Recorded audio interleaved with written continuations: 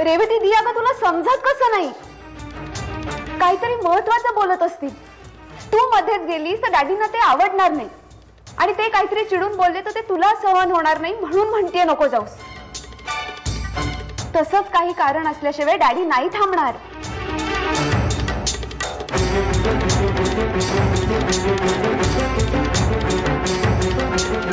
स्वर्ग सुख, संसार सुख, ह्या सगळ्या कल्पना आकस्मिकपणे माझ्यासमोर प्रत्यक्षात साकारत होत्या.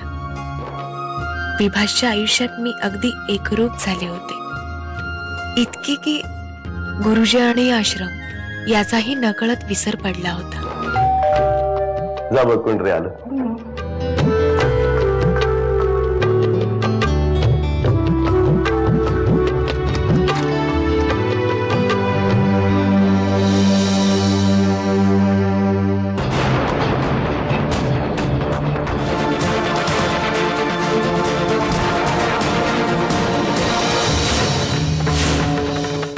विभास, विभास,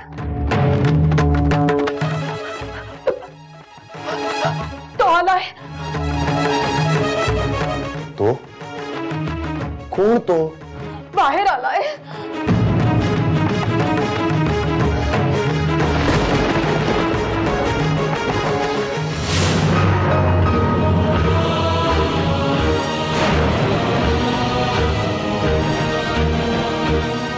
कोणीच नाहीये. दारात कोणीच नव्हतं. कसं शक्य आहे? नाही म्हणजे असं तर नसेल ना झालं की तो विशाल तिकडे आलाच नव्हता? असेलही. नाही नाही, म्हणजे मी त्याला बघितलं होतं दारात. ही अशी का वागते?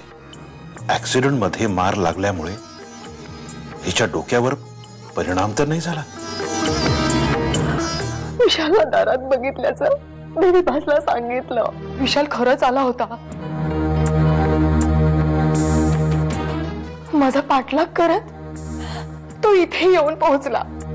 ओके ओके मुक्ता, तू म्हणतेस तसा तो आलाही असेल इकडे, पण तुला घाबरायचं काही कारण नाहीये.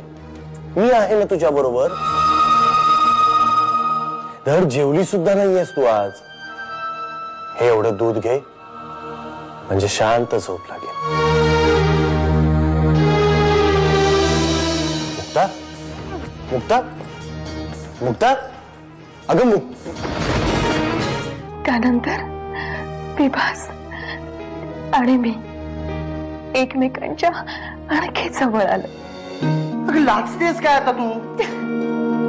अगं हसतेस? सांग ना मला, का हसतेस तू? काय झालंय?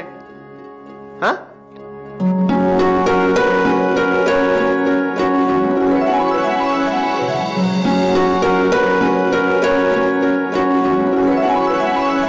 दिवसा मागून दिवस जात होते. आम्ही दोघेही खूप खूप आनंदात होतो. माझी काळजी घेता घेता विभास त्याचं कामही सांभाळत होता. खूप धावपळ व्हायची त्याची. शेवटी देवालाच आमची दया आली आणि वॉचमनने घर कामासाठी एक चांगली बाई मिळवून दिली, लक्ष्मी. तिच्या येण्याने विभासची धावपळ कमी झालीच, शिवाय मलाही 24 तास सोबत मिळाले.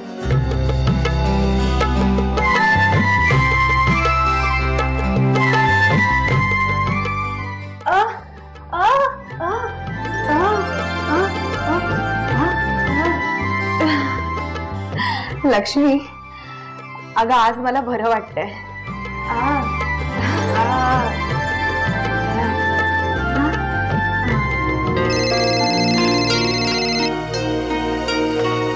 हॅलो.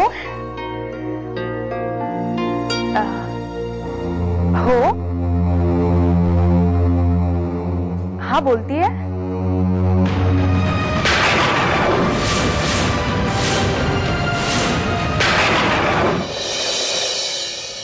तो वारस तुझा आशा